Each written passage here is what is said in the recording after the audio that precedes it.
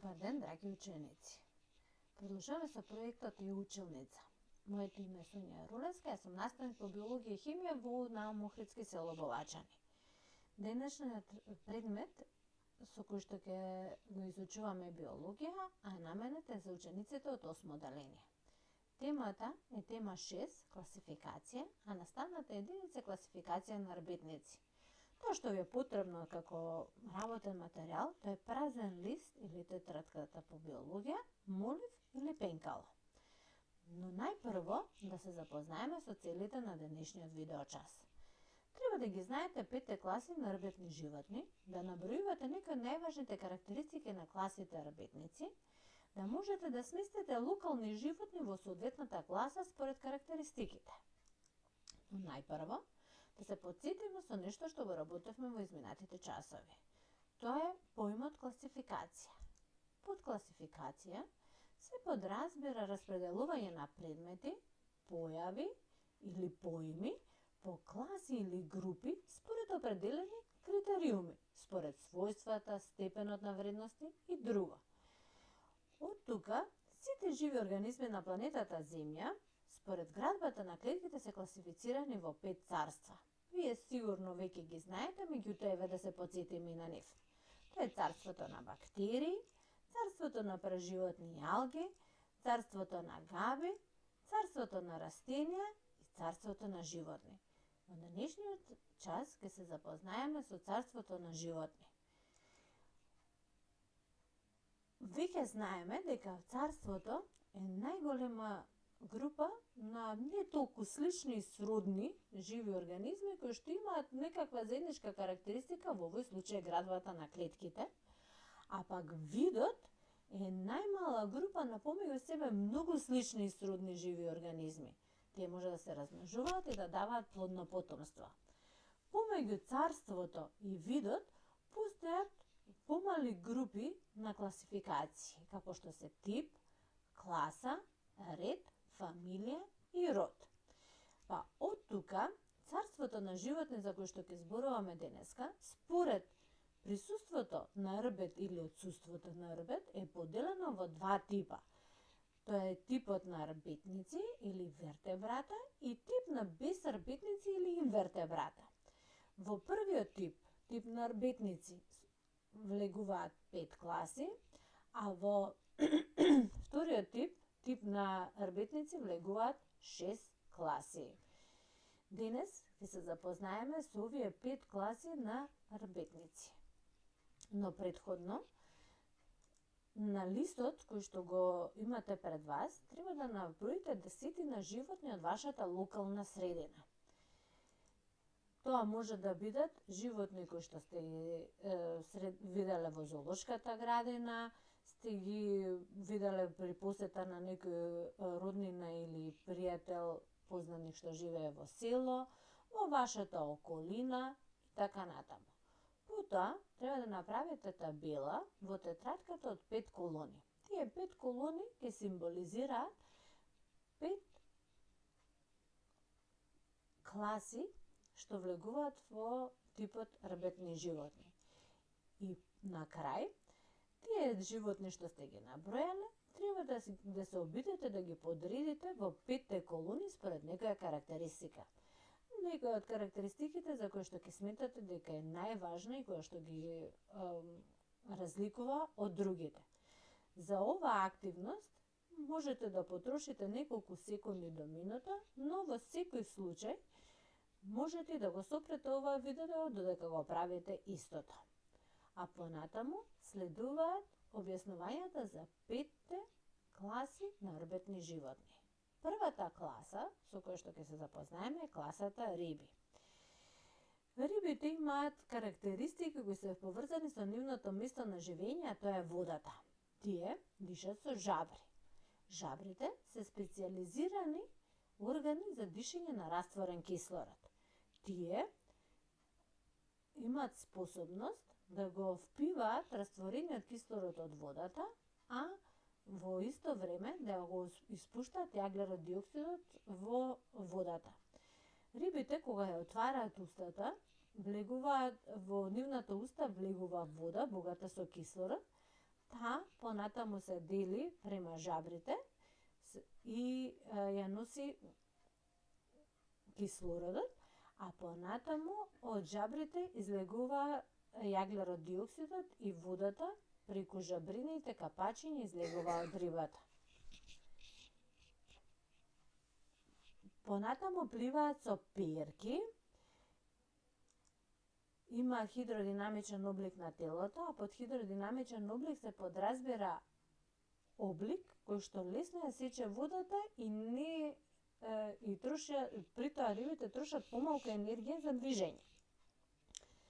Имаат странична линија која што е како сетило за притисок на водата. Со тоа рибите определуваат длабочината во која што се наоѓаат. И кожата им е многу слојна, лачи лигава материја, а исто така кожата ги создава и крлушките, односно стругунките.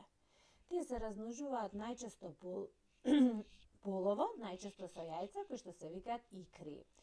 И еве да видиме сето тоа што досега го зборувавме. Ова е жабреното капаче под кое што се сместени жабрите.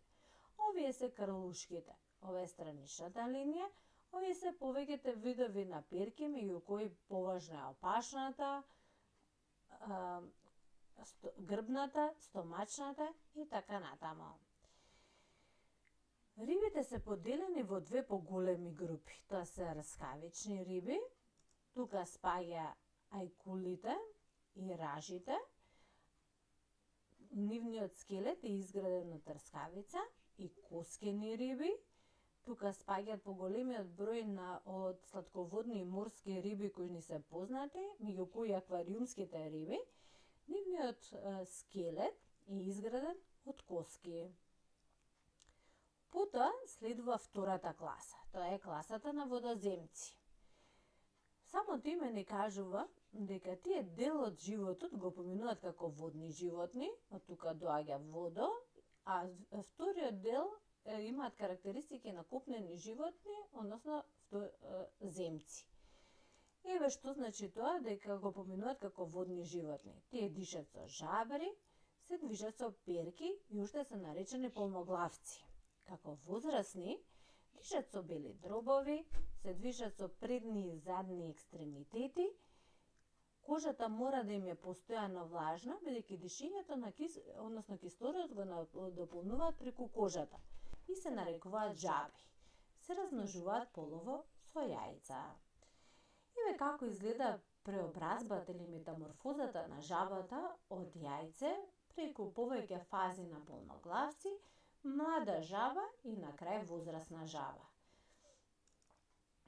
Водоземците исто така се поделени во две групи. Тоа се безопашести водоземци, кои што спаѓаат жабите, и опашести водоземци, каде што спаѓа дождовникот. Иако ова животно може би многу ви наликува на гуштер, меѓутоа по неговата внатрешна градба и другите карактеристики и на присуството на полноглавец, тој спаѓа во групата на водоземците. Третата класа е класата влечуги. Тие името го добиле заради нивниот начин на движење, односно влечење по подлогата на земјата. Тие имаат карактеристики на типични копнени животни. Тоа значи дека дишат со бели дробови, се движат со предни и задни екстремитети освен змиите, кожата им е сува и создава рожести плочки, односно стругунки. Овие рожести плочки можеме да ги забележиме или доста се забележителни кај желките, кај змиите, кај крокодилите, се размножуваат полово со јајца. Јас веќе ги спомнав. Значи тука спаѓаат желки, еве ги рожестите плочки на оклопот, еве ги крокодилите, вака изгледаат рожестите плочки кај змиите и истите се присутни и кај гуштерите. Значи гуштери, желки, крокодили и змии. 4 поголеми групи на влечуги. Четвртата класа е класата птици. Тие се типични копнени животни кои одржуваат температурата на телото постојана, односно се хомеотермни. Што значи тоа? Тоа значи дека нивната телесна температура не зависи директно од надворешната температура. Поради тоа, птиците можат да обстануваат во различни времења, односно во различни места на планетата Земја. Имаат прилагодби за летање. Тие дишат со бели дробови, се движат со предни екстремитети кои што се адаптирани за летање, односно крила, и задни екстремитети на кои имаат рожести лушпи и канџи. Овие се слични како оние кај влечугите. Кожата им е сува и ги создава рожестите пердови. А имаат клун, место заби, се размножуваат полово со јајца. Постојат повеќе различни видови птици кои најчесто се подредени во 3 поголеми групи. Тоа се тркачи, тука спаѓа нојот, имуто, тоа се пливачи, тука спаѓа пингвините и летачи, тука спаѓа орелот, спаѓа гулабот, спаѓа бувот и така натаму. Последната или петата класа се класа цицачи. Тие се типични копнени животни кои одржуваат температурата на телото постојана, односно хомеотермна, исто како и птиците. И имаат млечни жлезди за хранење на младите. Од тука потекнува нивното име цицачи. Тие дишат со бели дробови, се движат со предни и задни екстремитети. Кожата им создава кожни творби. Во кожни творби спаѓаат влакната. Влакната го создаваат крзното, тука се ноктите, копитата и роговите. А имаат и жлезди, како што се потни, лојни и млечни жлезди. Карактеристично за цицачите е тоа што се размножуваат полово, односно младите ги раѓаат живи. Според тоа, каде се развиваат младите во телото во матката на мајката, цицачите се поделени на бесплацентални и плацентални цицачи. Инаку плацента е една специјална торбичка која што се создава во матката на мајката со цел да го храни и да го штити ембрионот при неговиот развиток. Бесплацентални цицачи се кенгурите, кои што уште спаѓаат во групата на торбари, и тука спаѓа клунарот, кој што е единствениот цицач кој што несе јајца. А од плаценталните цицачи, може би прво што ве асоцираше на млекото е кравата, но покрај кравата тука спаѓа и козата и овцата, тука спаѓаат мачиња, кучиња, свињи и други животни. Меѓутоа, поретки, односно по-специфични цицачи, тоа се лилјаците, тоа се единствените цицачи кои што летаат, тоа се делфините, односно цицачи кои што имаат прилагодби за живот во вода, како што се перките за пливање, и тука спаѓа горилото, кој заедно со шимпанзата и орангутаните спаѓаат во една група на цицачи што се викаат примати, во кои спаѓа и човекот. Човекот заедно со горилата спаѓаат во истата група која што се викаат примати. И сега е време да ги провериме вашите табели и да ги именуваме колоните. Доколку имавте нешто што личи или е слично на лисица, волк, мечка, лав, коза, овца, куче, маче или човек, тогаш тоа е класата цицачи. Доколку имавте некаква риба, пастрмка, краб, јагула, тогаш тоа тие спаѓаат во класата риби.